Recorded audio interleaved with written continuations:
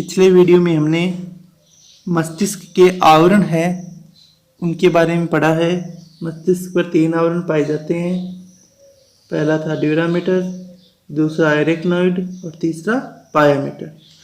अगला जो अपना टॉपिक है वो है प्रमस्तिष्क मेरुध्रुव।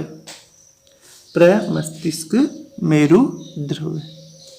देखो, रक्त जालिका में लसिका समान एक द्रव स्रावित होता है जो मस्तिष्क आवरणों की गुहा में रहता है। इसे प्रमस्तिष्क मेरुध्रुव कहते हैं। ठीक है, तो प्रमस्तिष्क मेरुध्रुव है क्या चीज?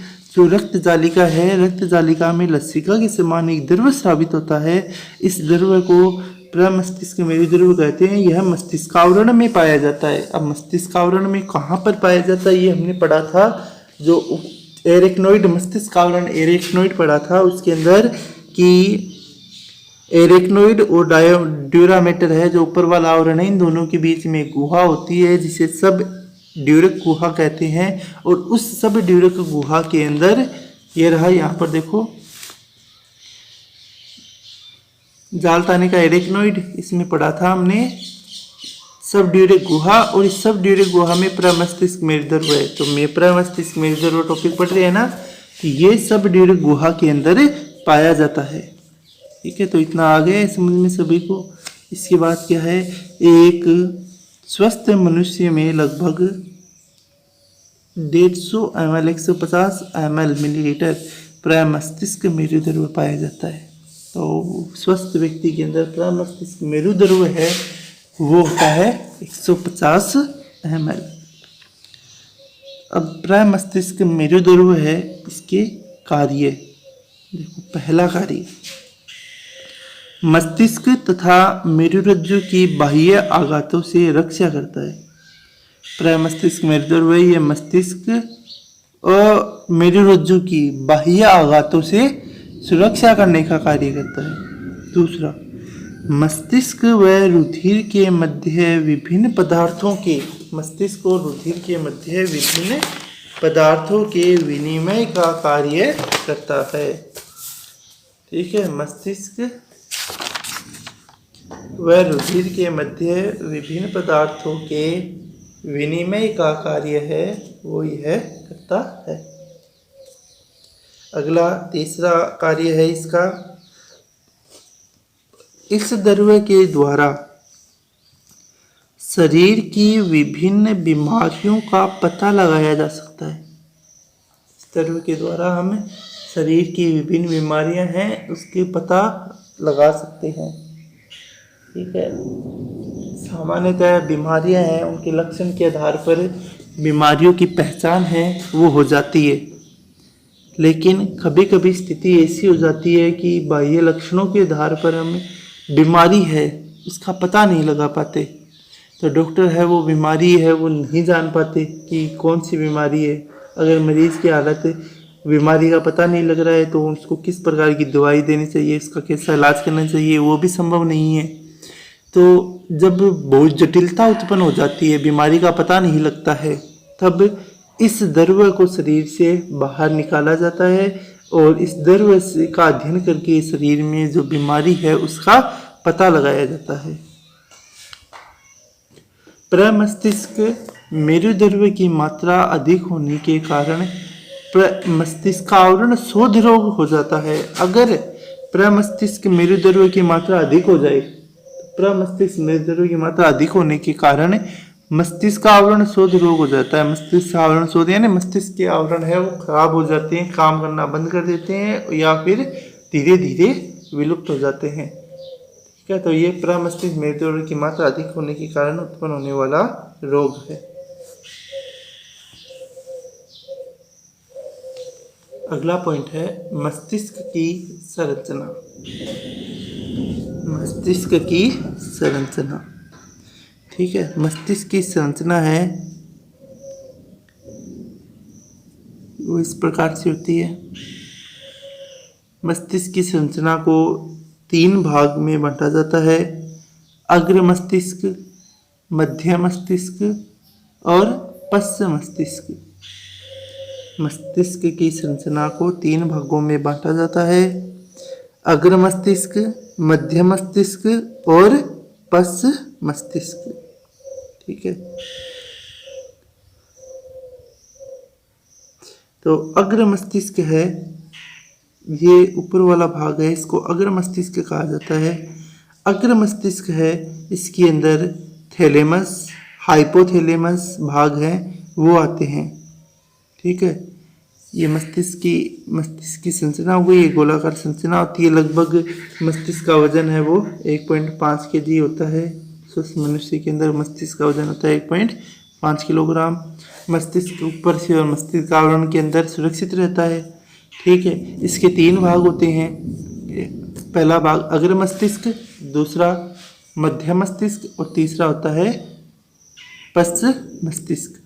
ठीक है, तो जो अग्र मस्तिष्क है, अग्र मस्तिष्क में थैलेमस, हाइपोथैलेमस ये भाग आते हैं। ठीक है, प्रमस्तिष्क भाग है वो भी अग्र मस्तिष्क के अंदर ही आता है। प्रमस्तिष्क, थैलेमस, हाइपोथैलेमस ये भाग है वो अग्र मस्तिष्क के भाग होते हैं।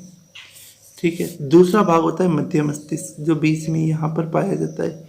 मध्य मस्तिष्क के अंदर 4 पिंड पाए जाते हैं। मध्य मस्तिष्क के अंदर 4 पिंड होते हैं। लास्ट भाग होता है पश्च मस्तिष्क। पश्च मस्तिष्क में अनुमस्तिष्क आता है, मेडुला ओब्लिगेटा भाग है ये आता है। ठीक है, तो ये मस्तिष्क की देखो संरचना है, ये भाग है अग्र मस्तिष्क। ठीक है, अग्र मस्तिष्क में ऊपर ये वाला भाग है अग्र मस्तिष्क का, उसको प्रमस्तिष्क बोलते हैं। ठीक है, अग्र मस्तिष्क के अंदर थैलेमस, हाइपोथैलेमस पाया जाता है।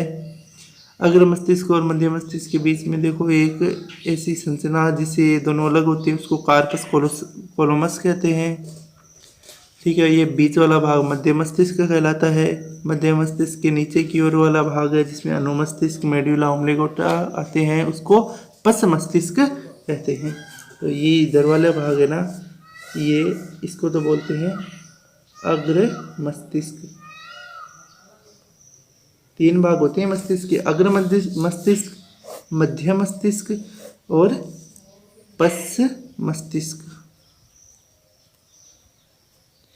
इन तीनों भागों की संरचना का अध्ययन है वो हमें करना है। ठीक है, ये मस्तिष्क की संरचना का डायग्राम है। देखो, मानव मस्तिष्क के 3 भाग होते हैं। सबसे पहला भाग है अग्र मस्तिष्क, और अग्र मस्तिष्क में भी 1 नंबर आता है प्रमस्तिष्क। अग्र मस्तिष्क का भी पहला भाग होता है परमस्तिष्क। यह सबसे बड़ा व सबसे विकसित भाग होता है। यह 2 भागों में बंटा होता है जिन्हें दायां गोलार्ध व बायां गोलार्ध कहते हैं। बायां गोलार्ध शरीर के दाएं भाग का नियंत्रण करता है, दायां गोलार्ध शरीर के बाएं भाग का नियंत्रण करता है। तो अग्र मस्तिष्क का सबसे पहला भाग हो गया प्रमस्तिष्क। शरीर मस्तिष्क का सबसे बड़ा और विकसित भाग है, 2 भागों में बंटा रहता है जिन्हें दायां गोलार्ध और बायां गोलार्ध कहते हैं। दायां गोलार्ध शरीर के बायां गोलार्ध वो शरीर के दाएं भाग का नियंत्रण करता है, और दायां गोलार्ध है वो शरीर के बाएं भाग का नियंत्रण करता है। दोनों गोलार्ध कार्पस कोलोसम नामक झिल्ली से एक दूसरे से पृथक रहते हैं। दोनों गोलार्ध है वो कार्पस कोलोसम झिल्ली से एक दूसरे से अलग रहेंगे। गोलार्ध की भित्तियों में 2 क्षेत्र होते हैं। बाहरी क्षेत्र में तंत्रिका कोशिकाएं होती है, इसे दूसर द्रव्य कहते हैं। भीतरी क्षेत्र में श्वेत द्रव्य पाया जाता है। तो गोलार्ध की भित्तियों के अंदर 2 क्षेत्र पाए जाते हैं। बाहरी क्षेत्र के अंदर दूसर द्रव्य पाया जाता है और भीतरी क्षेत्र के अंदर श्वेत द्रव्य पाया जाता है। ये याद रखना है कि प्रमस्तिष्क के बाहरी क्षेत्र में कौन सा द्रव्य है, दूसरा द्रव्य है। मध्य भीतरी क्षेत्र में कौन सा द्रव्य है, श्वेत द्रव्य है। देखो, घ्राण पिंड। प्रमस्तिष्क में 2 पिंड पाए जाते हैं जिन्हें घ्राण पिंड कहते हैं। यह गंध उद्दीपन पर नियंत्रण करते हैं। घ्राण पिंड है, इनका कार्य गंध उद्दीपन पर नियंत्रण करना होता है। फिर प्रमस्तिष्क के कार्य 1 नंबर, यह दिमागी कार्य जैसे सोचना, याद करना, आदि करता है। ठीक है, सोचना, याद करना, ये कार्य है वो प्रमस्तिष्क करता है। तो कोई भी चीज़ हम सोचते हैं, याद करते हैं, तो प्रमस्तिष्क इस कार्य को संपादित करता है। दूसरा कार्य होता है ऐच्छिक क्रियाओं को आरंभ करता है। ऐच्छिक जितनी भी क्रियाएं हैं जो हमारी शरीर की इच्छा अनुसार होता है, उनको आरंभ करने का कार्य प्रमस्तिष्क करता है। तीसरा कार्य होता है ज्ञानेंद्रियों से आने वाली सूचनाओं को ग्रहण करता है। ज्ञानेंद्रिय हैं जैसे कि आँख, कान, नाक, जीभ, त्वचा, ये 5 ज्ञानेंद्रियाँ होती हैं हमारे शरीर की। इन ज्ञानेंद्रियों से जो भी सूचनाएं आती हैं उनको ग्रहण करने का और उस पर उचित कार्यवाही करने का कार्य है वो प्रमस्तिष्क का होता है। जैसे आँख है, आँख का कार्य होता है देखने का, कान सुनने का, नाक जो गंध है उसको ग्रहण करने का, ठीक है, जीभ है उसको तो स्वाद का, और त्वचा है वो बाह्य उद्दीपनों को ग्रहण करने का कार्य होता है। फिर अगला जो पॉइंट है वो है अग्र मस्तिष्क पश। इसे 2 भागों में बांटा जाता है। मस्तिष्क का अग्र मस्तिष्क का दूसरा भाग है उसको बोला जाता है अग्र मस्तिष्क पश। अग्र मस्तिष्क पश है, इसे 2 भागों में बांटते हैं, एक तो थैलेमस और दूसरा होता है हाइपोथैलेमस। थैलेमस है यह प्रमस्तिष्क के नीचे स्थित होता है। प्रमस्तिष्क के नीचे की ओर थैलेमस भाग है वो पाया जाता है। ये सूचनाओं को प्रसारित करने का कार्य करता है और इसका कार्य होता है सूचनाओं को प्रसारित करना। अगला भाग है उसको बोला जाता है हाइपोथैलेमस। यह थैलेमस के नीचे होता है। यह पीयूष ग्रंथि तथा इससे स्रावित होने वाले हार्मोनों पर नियंत्रण करता है। हाइपोथैलेमस है यह एक प्रकार की अंतःस्रावी ग्रंथि होती है। इस ग्रंथि द्वारा 2 प्रकार के हार्मोन स्रावित किए जाते हैं, एक तो मोचक हार्मोन और एक निरोधी हार्मोन। ये दोनों ही हार्मोन हैं वो पीयूष ग्रंथि से स्रावित होने वाले हार्मोनों पर नियंत्रण करते हैं। तो हाइपोथैलेमस का कार्य क्या हो गया, यह पीयूष ग्रंथि तथा इससे स्रावित होने वाले हार्मोनों पर नियंत्रण करता है।